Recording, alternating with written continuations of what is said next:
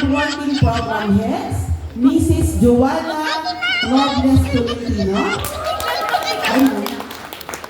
Mr. Martin Bernardino, and Mrs. Erika Soto Davis. To all our department heads, palakpakan naman po nila mga department heads. Sa sisipak naman na yan. On staff, and syempre branch coordinators, to my sales team leaders, palakpakan naman po natin ang lahat ng mga broker na lagi dito. All guests,